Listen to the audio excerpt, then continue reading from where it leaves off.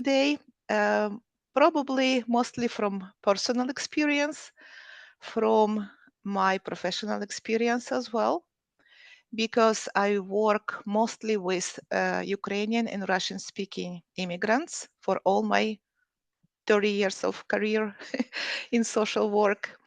And I had opportunity to observe many life stories in many life patterns or behavior patterns. So next slide, please. Yeah, today we are going to talk about stress related, and this topic is good for everybody, but I will also put some nuances for immigrants from former Soviet Union, from immigrants from Ukraine, Russia, or any other republics that we know. Next slide, please. So let's talk about stress. Next slide, Hannah. Thank you. So the stress is our body response to events that could be threatening, could be challenging. So stressor is the event that causes stress. But when we are facing event that challenges us, we have some body reactions that happen automatically without our will, without our thinking. And these body reactions are very beneficial because they meant to protect us, to save our life or protect us from danger or help us to meet our goals. And next slide, please. So the stress could be good, could be bad. The good stress is, for example, you have a birthday, you come to your home and you see the whole company of relatives you didn't expect to see them, and they say happy birthday, and you, oh my goodness, that's a good stress. Yeah. And we have a bad stress when we see dangerous situation, when we need to mobilize all our resources to deal with it. Good stress usually is a short-term stress, right? But bad stress, we call it chronic stress, lasts for a long time. That's why it's bad. And chronic stress can lead to major problems in health, in our emotions. It can damage our efficiency in life. It can damage our marriage, our relationships with children, friends, and also it just diminish our quality of life. Next slide.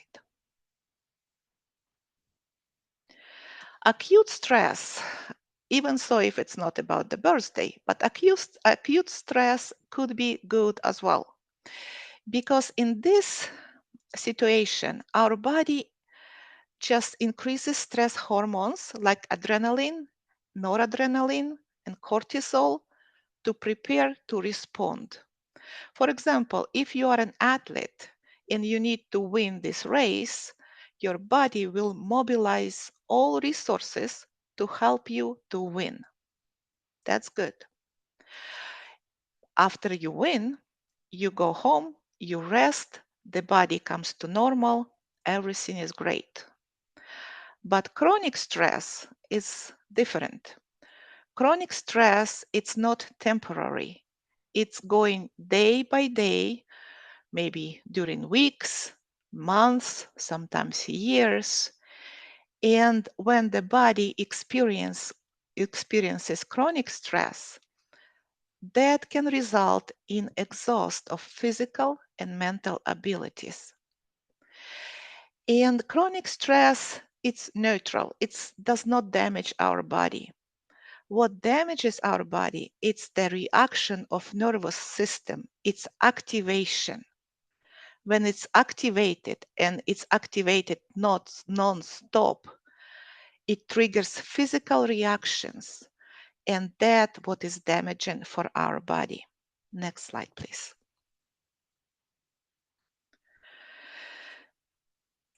We all know that when we feel stressed, our heart beats faster. We start breathing more, right? The breathing increases. Our adrenal glands increase production of cortisol, and cortisol is essential to bring the energy that fuels our ability to cope, to deal with situation. And then liver also produces glucose, so our body has more energy. All these reactions are helpful for us to overcome danger or overcome the stress, like to reach some goals. But when we have chronic stress, all these reactions continue and our body is exhausted, and then we can develop chronic fatigue, we can develop diabetes, obesity, depression, immune disorders, and many other disorders. Next slide. So, from my work, when I work with clients, I see many clients who complain about different sensations in their bodies. Let's say they complain about digestive system. And we all know that stress can affect digestive system pretty badly. People can overeat or just have no appetite. They can vomit, right? If they're so stressed, they can vomit. We can see our children do it sometimes when they're nervous about their test in school or somewhere. Yeah, people can develop ulcers, also have severe stomach pain without ulcers. Many dysfunctions can happen in our digestive system. And what I see in my clients, they see these problems, let's say stomach pain. They go to the physician, to the doctor, and they say, I have this symptom. And the doctor runs some tests, and tests comes normal. And clients are upset. They said, something going on. What's wrong? I feel so bad, but tests are normal. So that's important for us as a social workers or case workers, also educate our clients so they can tell more symptoms to the doctor. Because maybe it's not only like stomach ache, maybe it's something more. Maybe they are worried all the time, or maybe they have loss of appetite, maybe they have loss of sleep. So they have to present all the symptoms to the doctor, not only one that bothered them the most. If they tell more symptoms to the doctor can find better way to treat them. That's what I notice, especially with immigrants, because immigrants sometimes don't think about stress. They think about what they feel. Like, I feel discomfort. I want to address this. But if they bring more picture, more whole picture to the doctor, would be better. Also, stress definitely can affect respiratory system, especially for people who have like a delicate nervous system. They can experience panic attack, they can experience hyperventilation, they can lose consciousness sometimes because of the stress, because of the respiratory system cannot work properly. Next slide. Also, a cardiovascular system, that's probably everybody knows about that, because heart attacks are so common if people are stressed out. And stress increases the heart rate. Stress really affects our blood vessels. So people feel more anxious, their blood pressure go up, and there is a big risk for hypertension, developing heart diseases, or even stroke. And I've seen it a lot with my clients. People who experience lots of stress in their life, and immigration itself is a stress. So we have to be mindful ourselves that we as immigrants, we are very prone to heart diseases because we are so stressed out almost all the time. Also, stress is not safe for our muscular system, and many people have headaches, migraines, just because their muscles are too tense and cannot relax. Next slide, please. In reproductive system, people don't talk about this much, but also think about males. If man is under the stress, under chronic stress, day by day, month by month, it also affects on their libido, on their sex drive, and it can lead to many, many dysfunctions. And men especially could be upset about it or ashamed about it. And they need lots of support and lots of support, yeah, from their wives and spouses and from doctors to overcome this. Also, females, as a female, I know that, and many females know that stress can affect the menstrual cycles, make it more painful, different lengths of cycles, also decreased fertility and problems during pregnancy. And when war in Ukraine started, I decided to become an interpreter online just to see, help people and just to see how people, what needs they develop, what's their immediate like problems they verbalize to their doctors. And what I noticed, many females, they just started saying and complain about their menstrual cycles, also about their hormonal levels. They say my hair is falling down, or I have like unusual changes in my body. I don't understand what's going on. And so that's important to keep in mind, that stress can cause so many drastic changes in our bodies. Sometimes we don't even, thought about it before it happens. Next slide, please. Yeah, and surprisingly, stress can affect immune system, because usually stress, when we energized, right? When we energized and feel acute stress, that's good because we can beat infections and our wounds can heal faster. That's what people state when they are in a difficult situation, temporary difficult situation, they never get sick.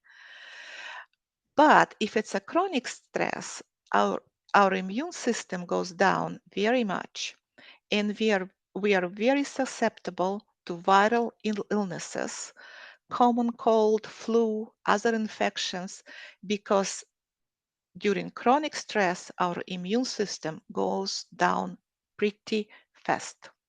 Next slide, please. And what I noticed in my clients and in myself, and maybe some of you noticed as well, when you are stressed, you see the changes in your thinking. You might have memory problems. It's difficult to memorize, difficult to learn English, or difficult to concentrate.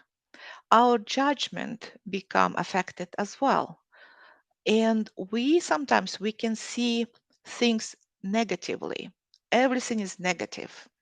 Also, we can become anxious or have obsessive compulsive some symptoms like racing thoughts. We can think about something like intrusive thoughts coming to our head. And we also worrying constantly. Emotionally, stress affects us as well because it affects our happiness. We become unhappy. We become anxious. We become angry. Moodiness. Yeah, we become moody. We become irritable. And we feel overwhelmed in general. Next slide, please. And especially with immigration. I was reading some researches from Israel, psychiatrists, and they said that immigration can be compared to open battlefield. Like veterans, when they come from their hot spots, their PTSD, their level of stress can be very much compatible to people who immigrated to new country. Because immigration itself creates so much anxiety, so much tension, so much demand in our body and in our mind that we have to deal with it not for 1 hour, not for one day, but for a very long time. And for immigrants, it's very important to find support, social support, like Nova Ukraine provides such a good support. All organizations, that resettlement organizations and other social programs, they provide social support for immigrants, which is so important, not only just to help people to find a place to live and find money to spend on everyday expenses, but also feel secured and stable. It helps with the stress level. It's just help to lower the stress. Also, for immigrants, it's good to be open to new experiences. It's very difficult to be open to new experiences because we have our own. And sometimes we compare our own with new and we don't like what we see or we don't understand what we see. But that's okay because it takes time to understand it to get to the point why things, let's say for United States, why things like this, why people do this, why they respond like this. Lots of questions, but it takes time to understand. And I know there are some immigrants who listen to us right now. Speak English is so important. I remember when I came to United States, I was so shy to speak English at all. I didn't know the language and I was so self-conscious. I was so self-conscious about my mistakes, my accent.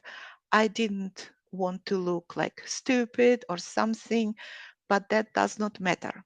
You have to speak English as much as possible because it will help you to integrate better in this society. It will help you to feel supported. When your American speaking friends compliment you, say, "Oh, your English is so good," accept this compliment because they telling the truth. That's sincere compliment. Very important for us to be open to new experiences. And the stages of cultural adaptations are very interesting because when we come to new country, like in any new situation, so we come to new country and we are so excited with, oh my gosh, finally I'm here. Now all my dreams come true. All my hopes will come true. That's the first week or so. And then we go to different stage, which called crisis. Now we see it's not as easy as we thought. It's kind of different than we thought. We see so many obstacles. We see so many difficulties. We become confused. We become frustrated. We become sad. We don't know if we made the right decision to come to United States. We've seen in the movies such a cool country, such a nice life, but we don't see it in reality. That's the crisis stage. Then, if we continue, speak English, and look for social support, we start getting to recovery. We start understanding what's going on. We start adjusting to a new environment. It's a process as well. And everybody goes through these processes. Everybody go through honeymoon. Everybody go through crisis. Everybody go through recovery. And at the end of recovery, we become adjusted to new environment. We become adjusted to new country. We start understand not only English, because language is a halfway. We start understanding nonverbal communication, why things are like this in United States, why people behave like this. We start understand deeper levels, and it makes us more comfortable. Next slide, please. Next slide. Hannah, next slide. Thank you. Yeah, and again, when we feel stressed, we use coping strategies. That's given. Everyone developed their own coping strategies when deal with the stress. And those coping strategies could be destructive, could be constructive. And as human beings, we lean toward destructive coping strategies because they are easier. Like avoidance. I just ignore this problem. It does not exist. It will not help the problem disappear, but if I don't think about it, it's kind of feel better. Denial. I just refuse to deal with it. Just refuse.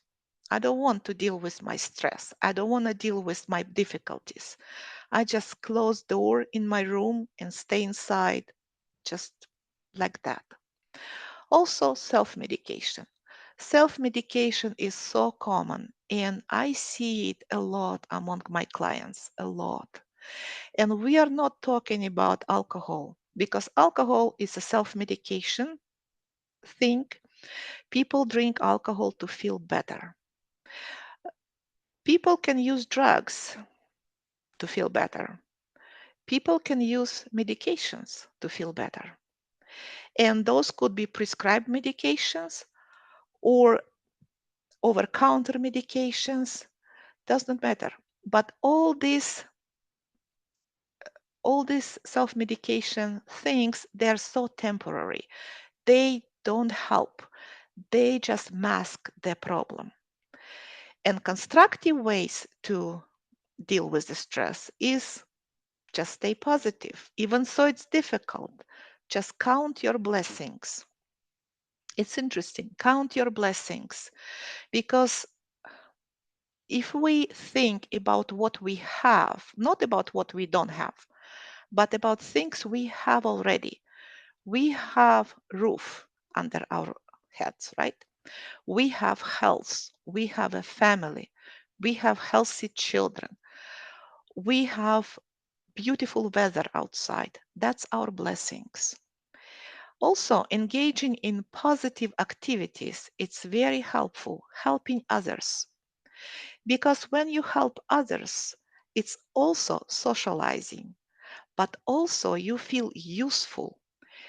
Other people thank you, and it feels so good when you do something good to people. So you feel like you're part of some bigger, some better, and it also helps us feel better.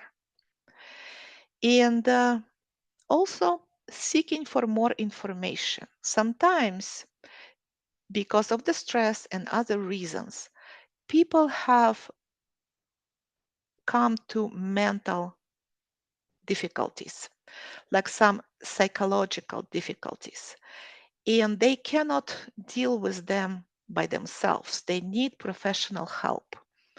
Always ask for help. If you feel that something you don't understand is going on in your body or in your mind, if you cannot find the answer, ask professional resources. That's very important. Don't ask your neighbors because they might not know. If you have questions about housing, go to agencies that deal with the housing. If you have questions about your mental health and mental condition, go to people who deal with mental conditions, like a mental health counselor, your social worker, your doctor. Again, don't ask your neighbors because they might not know. Next slide.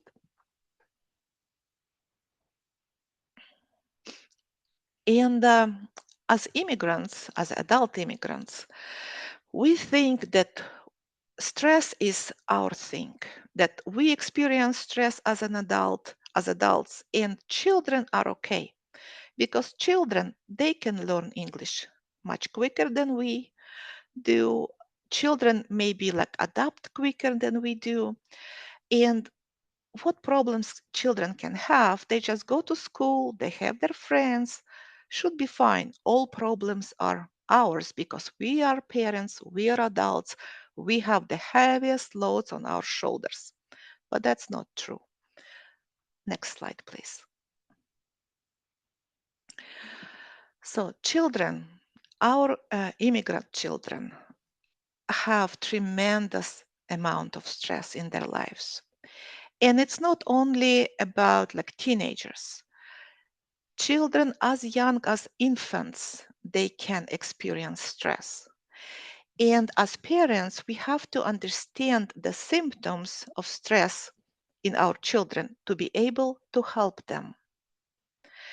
If we deal with the young child, like up to 3 years old, if we see regression, so the child was talking, but then we came to United States and this child stopped talking or become too dependent on us, too nagging, crying all the time, or in opposite, become very independent in terms of the child stop listening to us, just doing everything by themselves. And I'm talking about young children from 1 to 3 years old. Some drastic change in behavior. We have to be worried about it and have to talk to the pediatrician about it because that's how stress manifests in young children. If we talk about like children of 3 to 5 years old, very interesting. These young children can blame themselves for the circumstances. And when I was working as an interpreter, I remember the situation when I was interpret for mother and her son. Her son was about 5 years old, and they were in a doctor's office. And in the absence of the doctor, the son told his mother, "Mom, I am here to protect you. I am here to take care of you. I just never ever let you leave. I never ever let something bad happening to you. I am responsible." And I was thinking, oh my goodness, this little guy, he already took so much heavy load on himself to protect his mother. And this family was from Mariupol. And this family was spending several weeks in the basement hiding from these troops, Russian troops and everything. So that's why this little guy, he just got so stressed, he just developed this mindset. I'm here to protect my mother and I'm responsible for these circumstances. So little children, like 3, 5 years old, they can feel confused, they can feel afraid, they can have nightmares or irrational fears. If us as parents notice these signs in our children, it's again clearly stated that our children having stress and need to get help. Also, in school year children, like 6 to 12 years old, other symptoms could manifest like lack of energy, ongoing problems in school, change in behavior. Sometimes these children talk to themselves. They cannot concentrate. They cannot listen to the teacher. And yeah, they have difficulty to make friends. Let's say in Ukraine, your child had many friends and was an excellent student, and then you move to United States, and suddenly the teacher says, "Oh, your child cannot sit quietly. Your child just behaving some strangely. no friends, don't listen to the teacher. You don't have to yell on your child. You don't have to complain to your child about their behavior. You have to help them because this child clearly is under such heavy stress that he or she does not know how to deal with it. If we talk about teenagers, teenagers are almost adult, young adults, so they may feel hopeless. They may feel that things are out of control and they are so different. There is no help available for them because nobody understands them. Also, school problems could be there. The teenagers could express fear, unhappiness, anxiety. They can also have no friends, but also they can develop suicidal behavior, which is so important to know about, to think about for us as parents, because I've seen so many cases when parents didn't pay enough attention to their teenagers until it was too late. The teenagers became drug addicts, so start using drugs heavily, start using medications heavily, start thinking about suicide, and some committed suicide. Before that, it was so many signs that parents could spot in their children and in their teenagers. So I really advise you as parents, if you are parents, pay more close attention to your kids and don't think that the heavy load's only yours. Your children share this load with you. All the stress, all immigration, all difficulties you experience, your children experience as well. Next slide, please. And as a parent, what can you do if you notice some stress signs in your baby, in your toddler? You can create a daily routine. Nothing is better for young children than structured environment. When it's a stable environment, when it's predictable life, your children will become better pretty soon. For 3-5 years old, it's also good to encourage the child to express their feelings during the play. You don't have to talk to child, but if you look how they play, what roles they assign to their dolls or their even cars, you can learn a lot about your children. Please don't criticize them. Please let them express themselves in the way they want to express. And also provide way to your child to remember the places or friends or relatives from Ukraine. It's okay to talk about it. It's okay to grieve about it. And for children, it's very healing because what I notice sometimes parents create environment for children that don't think about your past, don't think about Ukraine, think about United States. It's our country now, and that's our life here. Yes, but for child is important to remember grandma and grandpa, to remember relatives, brothers, cousins, and other relatives, so they feel connected. They feel that they're not alone, even so those relatives are in Ukraine, or even if they passed away, if they're dead, still good to talk about them. It brings some comfort to children. Also, 6-12 years old, encourage them to express their feelings, and not only for girls. The boys need to learn how to express their feelings as well.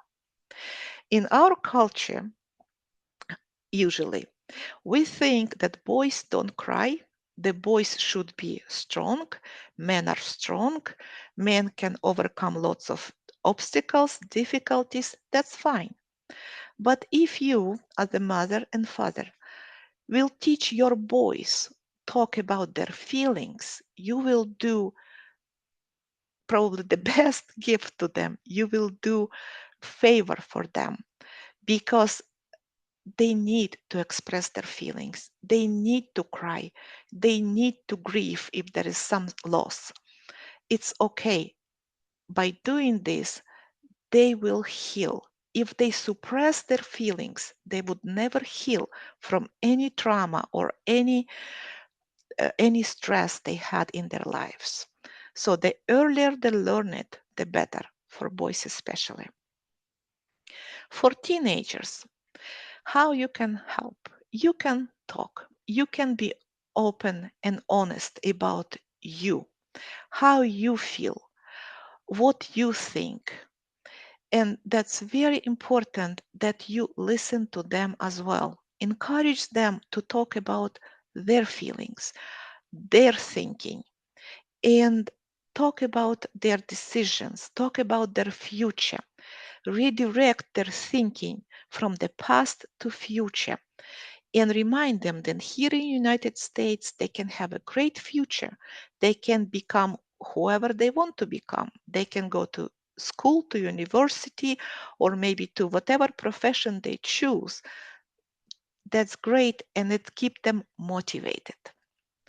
And also, what I notice as a parent and from other parents, sometimes we are too tired.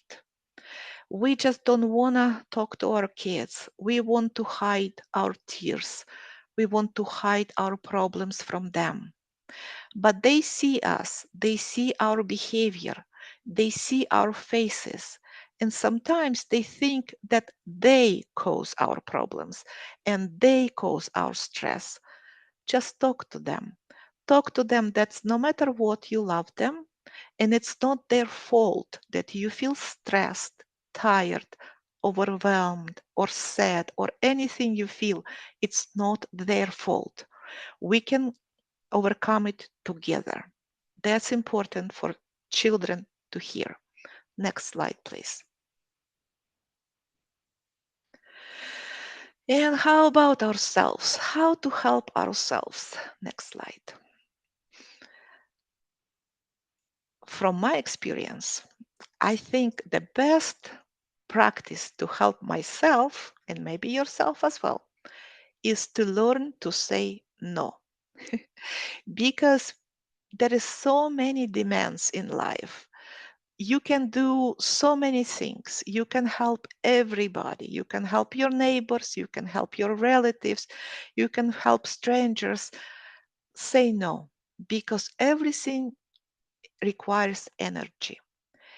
If you don't take about yourself, there is no point to help others. You have to start helping yourself first. Put you first. Life is so demanding, and nothing would happen, not with your relatives, not with your neighbors, if you say no and just go home and have some rest, have some fun with your family, have some fun with your kids. Redirect your attention to your family and yourself. That's so important. Because if you spend time doing some activities outside of your home, the less time and energy you have for your family and the less time and energy you have for yourself. Also, exercise. Exercise does not have to be heavy. You can just walk.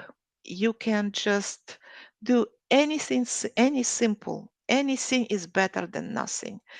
If you have a store nearby, instead of driving car, just walk back and forth. That's fine. It's better. Also get enough sleep. It's very easy to say than do, but sleep is important.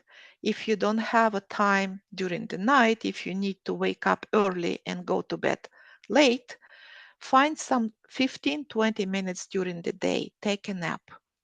Without the sleep, you will not have enough energy to be effective during the day. And your stress level will grow and grow until some health conditions start manifest. Meditate. When I came from the Soviet Union. The word meditation was kind of foreign for me. And I was so against it. What's this? It's kind of like unusual practice. But it does not have to be complex. Religious people pray. Praying is good. But if you're not religious, or if you have just time during the day to do something repetitive, it will be also very beneficial to your mind and body.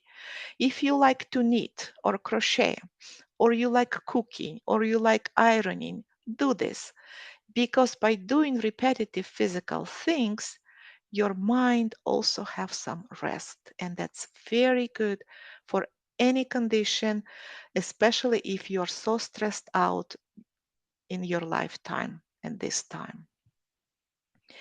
And connect with nature. Connect with nature is good. In California, there is so many places, beautiful places. If you just go there and do nothing, that's probably the best. Just enjoy the nature, enjoy the air, enjoy the trees, and stay happy, count your blessings. And if you have questions, because all of us, we have questions time to time, but if you are new to this country, you have many questions. As I mentioned before, ask professionals, ask from professional resources. And don't hesitate to ask people like psychologists or counselors or mental health professionals about advice, social workers. Ask questions. The more questions you ask, the better, because I believe information is the key. Information is freedom. If you don't know things, you don't know. But if you know how to deal with the situation, your stress level will be lower and you feel much better. So ask questions and help others. That's the great practice. If you just smile to people around you, that will make such a big, big difference in your life. Not only in their lives, in your life as well. And what I like about United States that people smile to each other and people do good things to each other just because they can. So that's a good practice. If you do just good things for other around you, it will help you to deal with stress and it will help you to feel home. Next slide, please. Also in this slide, I put some resources for people who live in California, and also it's nationwide resources. So there is a health care department and other numbers. So if you need to locate any services in your area, does not matter where you live, you can always call 211. 211 is informational line. You can ask them any question, anything, and they will do the best to find resource for you. If you don't speak English, say I need Russian or Ukrainian interpreter, they will provide you an interpreter. Also, there is another crisis line. The number is 988. It's in Russian. If you feel down, if you feel sad, if you have some thoughts that you don't want to live or you don't know how to live, please call them and talk to somebody. It's always better to talk to somebody than just to try deal with your situation by yourself, because people can help you and can help you a lot. Yes, and for children, there is a few links as well. They're very useful links. When you have time, you please explore them. There are lots of good information to read about. Next slide, and I think we have time for questions and answers. Diana, thank you so much for sharing from your personal story and just your professional expertise as well.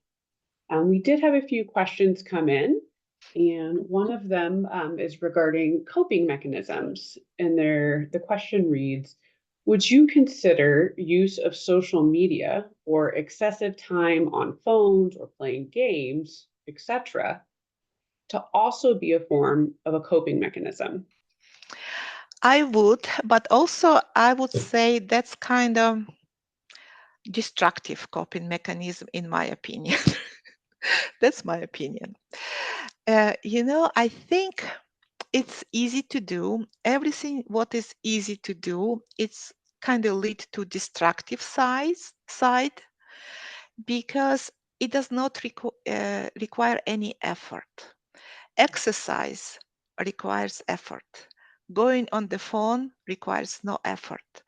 Also, another question is, how useful is this? How helpful is this? What does it do? Because when we, let's say, exercise again, we know that the movement initiates some changes in our hormones Mhm, and we feel good. mhm. That's a positive things. But when we on the phone all the time, what's positive versus negative?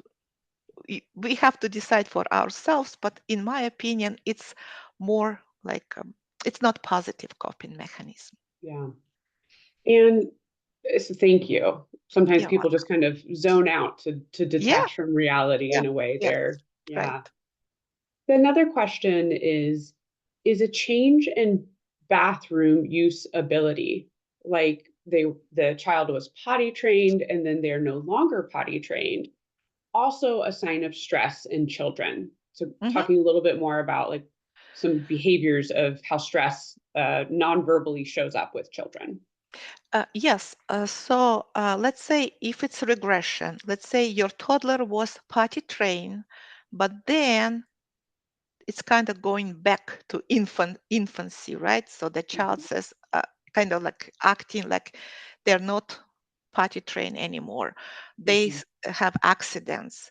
That could be worrisome sign. So I would talk to pediatrician about that because we have so many mental health related issues in young children also. It could be not stress related, could be many, many reasons why it's happening. Anything that worries you, I think it's worth to address to pediatrician. And mhm, again, when you talk to the doctor, especially if you're from Ukraine, when you talk to the doctor, please give as much information as possible, not in many words, but just precise, like very direct information. So that's what worries me. The child start crying all the time, anxious, regression, not, does not use potty anymore, like some mhm, lots of accidents, like something that doctor can paint the picture. mhm. Because if I remember correctly, in Ukraine, the pediatricians, you believe, you trust the doctor to diagnose and just create an opinion. But in United States, I believe it's very important to give as much information to the doctor so the doctor can really like understand what's going on with you or with your child or with your family as well. And really Also, to remember uh-huh, that yeah, there's no shame, right? no Our role shame. as Yeah. parents, as guardians, it's not necessarily going to reflect negatively on you. I know sometimes people are afraid to share difficulties that their children might be having because another adult might judge them, right? Mhm, mhm. Yeah, sometimes because we are so self-conscious, nobody will think that you are a bad parent. Nobody will judge you. It's for your child's sake. You need to really give as many details as possible. Also, again, because not many doctors connect that if you're Ukrainian, you may come from war. Just remind them that like maybe months ago or a year ago, you were in different country, in different situation. So doctors will just create more awareness about you and more understanding. That's what I noticed because even if I have accent or I have interpreter, it does not mean that, I was in Ukraine, let's say a month ago, right? Yeah. Just remind them, educate doctors as well. Well, thank you very much. We are just at time. We really appreciate you sharing. For folks, our participants, thank you for being here today, taking time to invest in yourself and in your families and your community. If you could please, you can use your phone, scan that QR code, or there's a link in the chat that'll also be sent to you later this week. Complete a survey. In that survey, there is space to ask additional questions. If you do ask a question, know that it is anonymous, so we can't help you unless you put in your email, which is the final question in the survey. So please let us know what you would like to hear more about, if you have any additional questions or would like some follow-up resources. And we look forward to seeing you on August 5th, where we will hear from Tatiana again in talking about navigating difficult situations like abuse and what to do when that happens. So thank you for being with us today. Stay cool, stay safe, Yeah. and we'll see you in a Thank couple you so weeks. much. Yeah. Thank you all. Bye bye. Bye-bye.